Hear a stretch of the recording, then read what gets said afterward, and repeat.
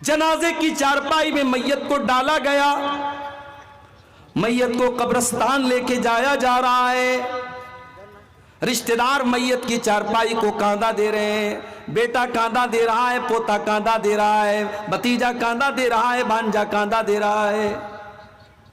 जो अपनी स्कॉर्पियो से, अपनी फॉर्च्यूनर से गांव गांव नगर नगर घूमा करता था, आज 4 लोगों के कंधे पर सवार होकर के उसकी चारपाई कब्रिस्तान जा रही है।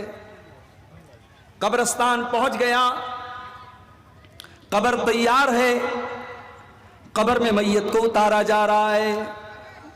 हाय हाय, जो अपने कमरे में भी कभी 0 वाट का बल्ब बंद करके अंधेरे में नहीं सोया था, आज कब्र में कोई लैंप नहीं, कोई लाइट नहीं, कोई रोशनी नहीं, कब्र में उसको डाला जा रहा है। उसमें जहरीले जानवर भी आ सकते हैं, उसमें सांप और बिच्छू भी आ सकते हैं। उस कब्र के अंदर उसको उतारा जा रहा है।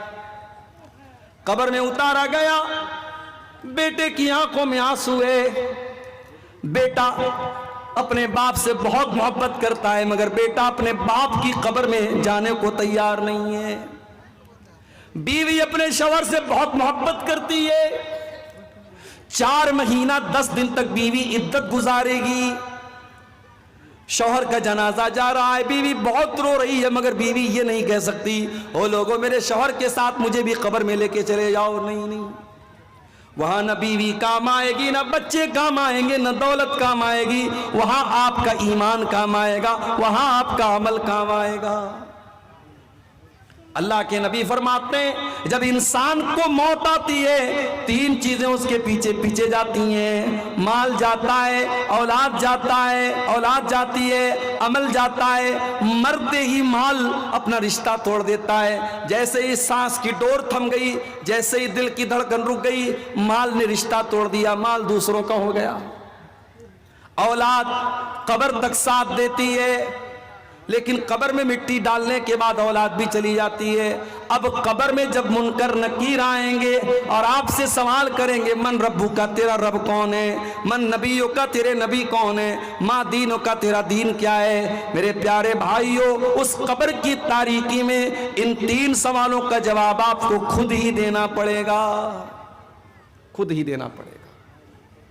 मेरे नौजवानों, ये हीरोगिरी छोड़ दो, ये सड़कों पर तमाशे लगाना छोड़ दो, ये लड़कियों को छेड़ना छोड़ दो, ये बेगैरती और बेहयाई छोड़ दो। कब्र में आपको आपकी नेकियां काम आएंगी और आपके गुनाह सजा का सबब बनेंगे। मेरे प्यारे साथी, वमल हयातुद दुनिया इल्ला मताउल गुरूर। कुरान कहता है ये दुनिया तो धोखे का सामान है। ये दुनिया देखने में बहुत बड़ी लग रही है, मगर आखिरत में इस दुनिया की कोई हैसियत नहीं होगी। अल्लाह के नबी उदाहरण दे